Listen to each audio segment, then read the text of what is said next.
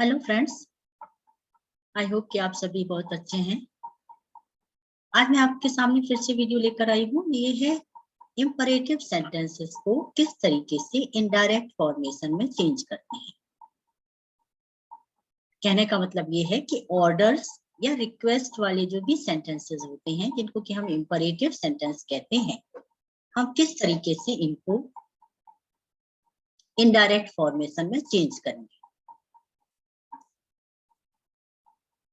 तो फ्रेंड्स, मैंने आपको पहले बताया है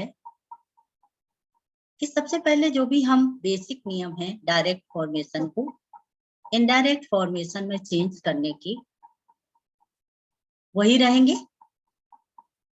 जैसे कि इन्वर्टेड कॉमास को हटाना, और जब भी आप रिपोर्टिंग वर्ब चेंज करेंगे, क्योंकि हमारा सेंटेंस ऑर्डर में होगा या रिक्वेस्ट होगी, तो हम उसको हमारी रिपोर्टिंग वर्ब को उसी के हिसाब से चेंज करेंगे। अब हमें इंपरेटिव सेंटेंसेस में भी ये तीन तरह के सेंटेंसेस होते हैं जिनको कि हम चेंज करते हैं सेंटेंसेस को। या तो कमांड्स होते हैं, या तो रिक्वेस्ट होती है, और या एडवाइस होती है। माने आप तीन कैटेगरी में रख सकते हैं इन इंपरेटिव सेंटेंसेस। अब कमांड क्या होती है? कमांड का मतलब होता है आदेश देना, कमांड करना, ऑर्डर देना। रिक्वेस्ट आप जानते ही हैं, अगर आप रिक्वेस्टिंग वे में बात कर रहे हैं, किसी से अनुरोध कर रहे हैं कुछ करने के लिए, तो वो रिक्वेस्ट कहलाता है। एडवाइस मतलब किसी को सलाह देना। तो मैं आपसे कहना ये चाहती हूँ कि ये तीन कैटेगरी हैं जिनके माध्यम से आप इंपरेटिव सेंटेंसेस को इनडायरेक्ट इंफॉर्मेशन में चेंज करें। चलिए मैं आपको कुछ शब्द भी बताती हूँ कि क्या क्या शब्द होंगे। जैसे tell, command, order and bid, ये कमांड में आते हैं। रिक्वेस्ट के लिए हम बेग, आस्क, एंट्रीट, इम्प्लोर और प्रे का इस्तेमाल करते हैं। सेम वे में एडवाइस के लिए हम जो रिपोर्टिंग वर्ब यूज करते हैं वो अर्ज, एक्सॉर्ट और फॉरबिड। किसी को कुछ ना करने की सलाह देना, किसी को आगे बढ़ने की सलाह देना। तो इस तरीके से ये तीन कैटेगरी हैं, तीन तरीके हैं सेंटेंसेस को चेंज करने के। आइए कुछ एग्जाम्पल के माध्यम से मैं आपको और इजीएस्ट वे में बताने की कोशिश करूंगी कि कैसे चेंज करते हैं। The teacher said, "Be quiet, boys." The teacher said, "Be quiet, boys." Be quiet itself पूरा सेंटेंस है, और टीचर सेड ये सेंटेंस का फर्स्ट फॉर्म है, फर्स्ट पार्ट है। इसका कहने का मतलब यह है कि जब भी टीचर अपने क्लासरूम में या क्लास लेते वक्त या वैसे भी सॉरी बच्चों को कुछ आदेश देते हैं, तो इसी तरह से कहते हैं बी क्वाइट, बी क्विक। तो बी क्वाइट मतलब शांत रहो। टीचर ने कहा शांत रहो बॉयज। तो हम यहाँ पर टीचर के ऑर्डर को टोल्ड में कन्वर्ट करेंगे। हम टीचर के बात को ऑर्डर नहीं लिखते, हम लिखते हैं told. The teacher told the boys to be quiet. The teacher told the boys to be quiet. यहाँ पर टू लगाएंगे क्योंकि इंफिनिटिव वर्ब के साथ जाएगा, तो सेंटेंस हो जाएगा the teacher told the boys to be quiet. Next देखते हैं, he said to the servant, go and post this letter. He said to the servant, go and post this letter.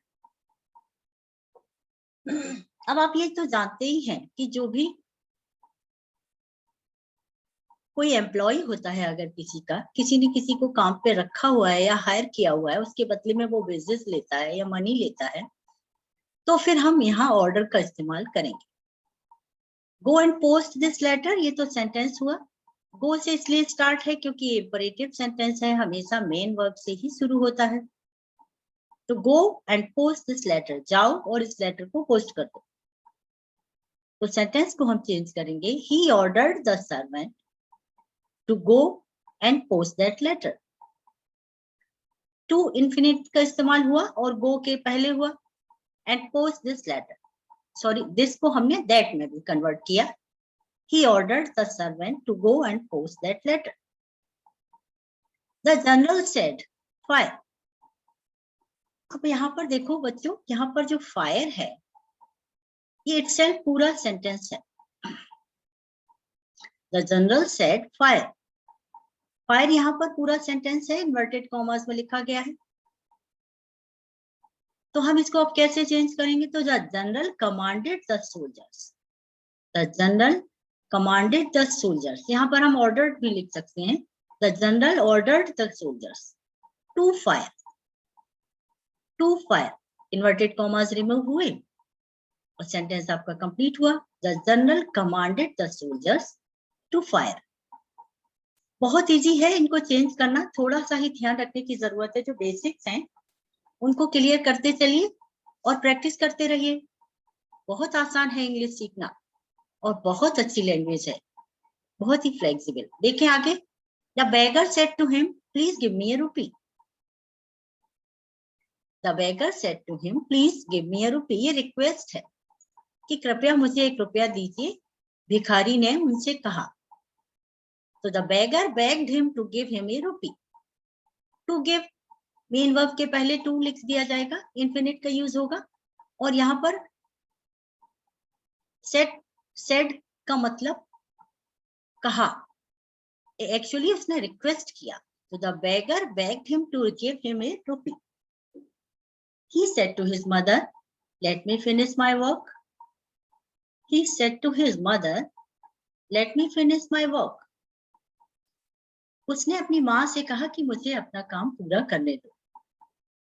तो friends आप बहुत अच्छे से समझ सकते हैं कि अब मदर को ऑर्डर तो नहीं किया जा सकता, रिक्वेस्ट ही किया जा सकता है। तो he requested his mother.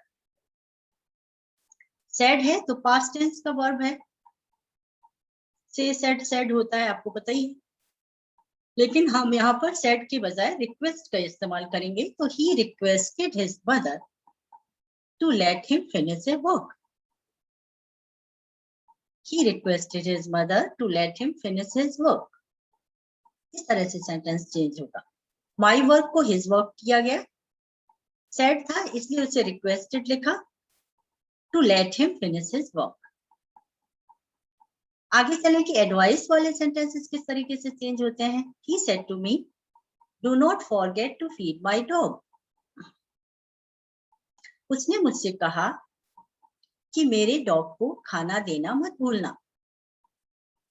He told me not to forget to feed his dog. इस तरह से बनाएंगे। माई डॉग, जब वो कह रहा है तो वो अपने कुत्ते को अपना कुत्ता कहेगा, लेकिन जब वो मुझसे कहे, जब मैं उसके कुत्ते की बात करूंगा तो मैं कहूंगा हिज डॉग।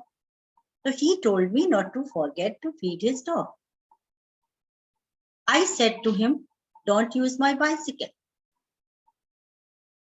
मैंने कहा कि मेरी साइकिल यूज मत करना। आई आस्क्ड हिम, मैंने उसको कहा, not to use my bicycle. यहाँ सेंटेंस नेगेटिव था तो हम उसे नेगेटिव ही रहने देंगे, हम इसे अफर्मेटिव में नहीं लेकर आएंगे क्योंकि मतलब बदल जाएगा। हमें मीनिंग चेंज नहीं करना है। तो हम इस बात का ध्यान रखेंगे कि अगर सेंटेंस में नेगेटिव आया है, माने नो और नॉट की बात हुई है, तो हमें उसको भी शामिल करना है। तो I asked him not to use my bicycle. Mother said to the child don't go near the fire. माँ ने बच्चे से कहा कि आग के पास मत जाना। तो mother forbade the child to go near the fire. यहाँ पर मैंने फॉरबेड के साथ सेंटेंस बनाया है। फॉरबेड का मतलब ही होता है मना करना। तो ये सेंटेंस आप डाउट नहीं कीजिए, गलत नहीं है। यहाँ पर नॉट का इस्तेमाल इसलिए नहीं हुआ है क्योंकि हमने फॉरबेड शब्द का इस्तेमाल किया है, जो कि इटसेल्फ नेगेटिव में मीनिंग देता है। किसी काम को मना किया जाता है तो कहते हैं फॉरबेड। क्या इसको नॉट के माध्यम से भी बनाया जा सकता है? जी हाँ, बिल्कुल बनाया जा सकता है। फिर आपका सेंटेंस होगा mother said to the child not to go near the fire. Mother said to the child not to go near the fire. तो फ्रेंड्स, आई होप कि आप प्रैक्टिस कर रहे हैं। बहुत आसान है इस भाषा को सीखना। ग्रामर के कॉन्सेप्ट्स अगर आपके एक बार अच्छे से क्लियर हो जाते हैं तो आप खुद ही देखेंगे कि आपको चीजें कितनी जल्दी जल्दी समझ में आने लगती हैं। तो प्लीज इसमें लापरवाही मत करिए, इसको प्रैक्टिस करते रहिए। रोज 4-5 सेंटेंसेस को चेंज कीजिए इनडायरेक्ट सेंटेंसेस में। अगर आप इनडायरेक्ट सेंटेंसेस में चेंज करने में कोई दिक्कत होती है तो चेंज करने के बाद फिर से उसको चेक कीजिए और सेंटेंस का मीनिंग लगाइए। अगर मीनिंग करेक्ट आ रहा है दैट मीन्स आपने सही चेंज किया है। और today, tomorrow, next day, this, that, ये सारे चीजें समझिए कि किस तरीके से जो कंजंक्शन होता है वो चेंज होता है, किस तरीके से प्रोनाउन चेंज होता है। बहुत आसान है। आई एम श्योर कि आप अच्छे से सीख रहे हैं।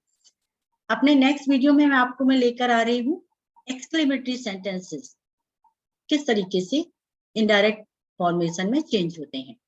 तो फ्रेंड्स, हमारे वीडियोस को शेयर कीजिए, कमेंट बॉक्स में जाके कमेंट जरूर कीजिए, जिससे हमको अंदाजा होगा कि आपको क्या चीज समझ आ रही है क्या नहीं। चलिए, तब तक के लिए आज की मीटिंग हम यहीं खत्म करते हैं। नेक्स्ट सेशन में आपसे जल्दी ही फिर से मिलूंगी। Thank you.